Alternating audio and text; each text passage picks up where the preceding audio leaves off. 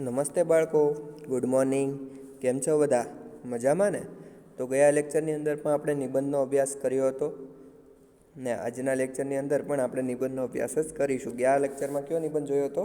તો કે 26 જાન્યુઆરી, બરાબર. એટલે કે 26 જાન્યુઆરી 26મી જાન્યુઆરી વિશેનો જે નિબંધ હતો જેની ચર્ચા આપણે ગયા લેક્ચરની અંદર કરી ગયા હતા. તો આજના લેક્ચરની અંદર આપણે વર્ષા ઋતુ વિશેનો જે નિબંધ છે જેની ચર્ચા કરવાના છીએ.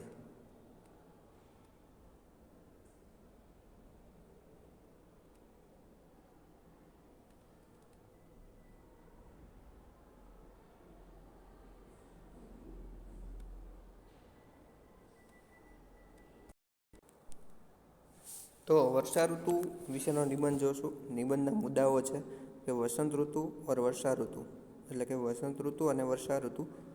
વર્ષા ઋતુ से पहले स्थिति और वर्षा का आगमन, એટલે કે વર્ષા ઋતુ પહેલાં સ્થિતિ અને તેનું આગમન. આનંદમય વાતાવરણ, લોકો કા પ્રભાવ, વર્ષા કા મહત્વ, લોકો ઉપર પ્રભાવ અને વર્ષાનું મહત્વ. બરાબર. વસંત ઋતુ એટલે શું અને વર્ષા ઋતુ એટલે શું, એ પહેલાં તો આપણને સવાલ ઊભો થાય કે વસંત ઋતુ એટલે શું અને વર્ષા ઋતુ. વસંત ઋતુ એટલે કે ગરમીના મહિના, બરાબર, તેને શું કહીશું? વસંત ઋતુ. વર્ષા ઋતુ એટલે વરસાદના મહિના. વરસાદ છે મુખ્યત્વે અષાઢ અને શ્રાવણમાં વધારે પડતો હોય છે, બરાબર. જેઠથી લઈ અને શરૂઆત થાય છે, જેઠના એન્ડથી તે શ્રાવણ ભાદરવા સુધી વરસાદ આપણે જોતા હોય છે, જેને શું કહીશું? વર્ષા ઋતુ. વસંત ઋતુ છે એ ઉનાળાનો સમય છે, બરાબર.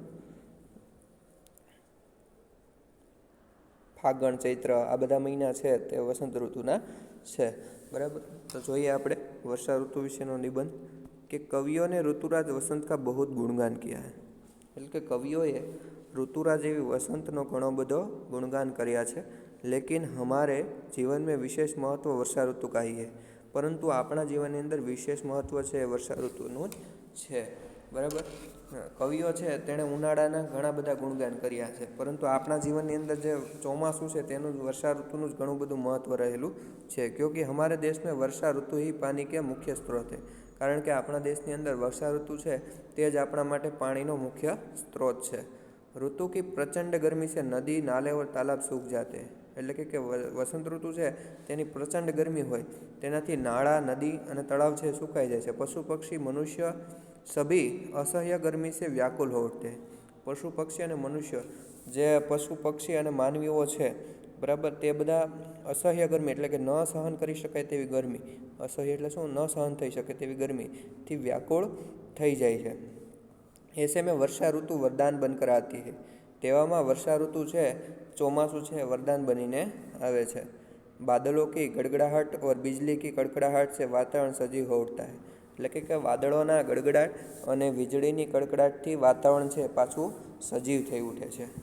વરસાદ કી પહેલી સજીવ થઈ એટલે કે કંઈ એમાં જીવ આવી જાય ફરીથી, જે તડકાથી ત્રાસી ગયું હોય તેમાં ફરીથી જીવ આવી જાય છે. વરસાદ કી પહેલી फुहार से भीगी हुई धरती की महक चारों ओर फैल जाती है. વરસાદ જે પહેલી વાર પડે ત્યારે ધરતીમાંથી જે સુગંધ આવે તેની જે મહેક, તેની જે સુગંધ છે બધે પ્રસરી જાય અને ફેલાઈ જાય છે. વરસાદ से वातावरण सुहावना हो जाता है. એટલે કે વરસાદથી વાતાવરણ છે એ એકદમ સુહાવનું બની જાય, સારું બની જાય છે. વનો और बगीचों में नाचते हुए मोर बरसात का स्वागत करते हैं. એટલે કે વનો અને બગીચાની અંદર નાચતા જે મોર છે એ વરસાદનું સ્વાગત કરે છે. पपी है कि पीपी वर्षा ऋतु के वातावरण को और भी आनंदमय बना देती है.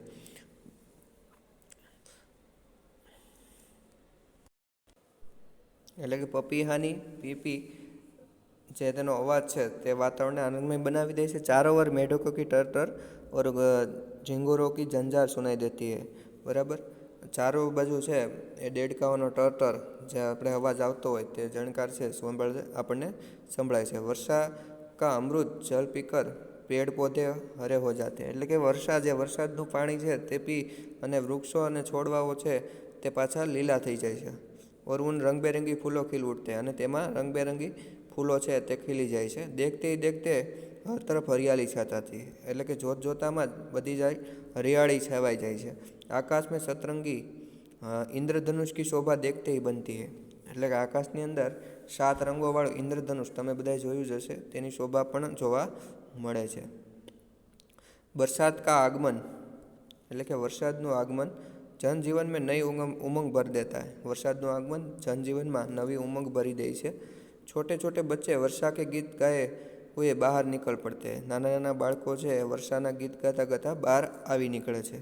वे वर्षा के शीतल जल में उछलते कूदते और भी भरकर स्नान करते हैं। તે વરસાદના જળમાં ઉછળતા અને કૂદતા ફરીથી જળની અંદર સ્નાન કરે છે। कुछ बच्चे वर्षा के बहते जल में कागज की नावें तैराते हैं। थोड़ा एवा बाળકો છે તે જે વહેતું જે જળ હોય પાણી હોય વરસાદનું તેની અંદર કાગળની જે હોડીઓ બનાવી અને તે તરવા મૂકે છે। गाँव में युवतियों का आनंद गीतों के रूप में फूट पड़ता है। ગામની યુવતીઓ છે તેના આનંદ છે ગીતોની અંદર ગીતોના રૂપમાં ફૂટી પડે છે। કિસાનો કી ખુશી કા તો ઠિકાના ही नहीं रहता। ખેડૂતોની ખુશીનો તો ઠેકાણું જ નથી રહેતું।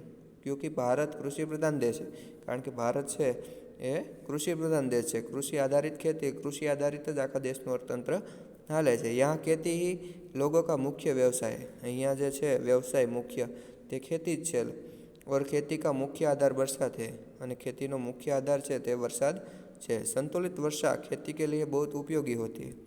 એટલે કે યોગ્ય પ્રમાણમાં જે વરસાદ છે તે ખેતી માટે ખૂબ ઉપયોગી હોય છે। इससे अच्छी फसल पैदा होती है। તેનાથી સારો એવો પાક મળે છે, સારો એવો પાકનું ઉત્પાદન મળે છે। પેદા એટલે ઉત્પાદન અને ફસલ એટલે પાક, બરાબર। इसलिए वर्षा ऋतु हमारे देश के अन्नपूर्णा है। તે માટે વર્ષા ઋતુ છે આપણા દેશની अन्नपूर्णा છે। कभी कभी अतिवृष्टि से नदियों में बाढ़ आ जाती है। घણીવાર अतिवृष्टियों કારણે નદીઓની અંદર પૂર આવી જાય છે। ऐसे समय जान माल का बहुत नुकसान होता है। તે સમયે જીવ અને માલ જે આપણા માલ છે વસ્તુઓ છે તેનું નુકસાન થાય છે। વર્ષા ઋતુ में अनेक प्रकार के विषैल जंतुओं की उत्पत्ति હોય। એટલે કે વર્ષા ઋતુની અંદર ઘણા બધા પ્રકારના વિષેલ એટલે કે ઝેરી જંતુઓની ઉત્પત્તિ થાય છે। जिनके अनेक बीमारियां फैलती है, જેનાથી ઘણી બધી બીમારીઓ ફેલાય છે। किंतु इससे वर्षा ऋतु का महत्व कम नहीं होता। परंतु તેનાથી વર્ષા ઋતુનું જે મહત્વ છે એ ઓછું થઈ જતું નથી। जल तो हमारा जीवन है। जल એ તો અમારું જીવન છે। और यह हमें बरसात से ही मिलता है અને તે આપણને વરસાદથી જ મળે છે। इस प्रकार वर्षा ऋतु जीवन देने वाली ऋतु है। તે પ્રકારે વર્ષા ઋતુ છે જીવન દેવાવાળી ઋતુ છે। यह हमारे जीवन का मुख्य आधार है। આ છે એ આપણા જીવનનું મુખ્ય આધાર છે। તો અહીંયા જે છે આપણો વર્ષા ઋતુ વિશેનો જે નિબંધ છે બાળકો તે પૂર્ણ થાય છે। આ નિબંધ જોઈ અને તમારે તમારી ફેર નોટમાં કે રફ નોટમાં લખી લેવો, જેથી કરી એક્ઝામની અંદર પૂછાય તો તમે લખી શકો। એક્ઝામમાં પૂછાય તો એવડો જ લખો એવું જરૂરી નથી, તમે તમારા શબ્દમાં શોર્ટમાં પણ લખી શકો છો। અહીંયા આપણો આજનો નિબંધ પૂર્ણ થાય છે।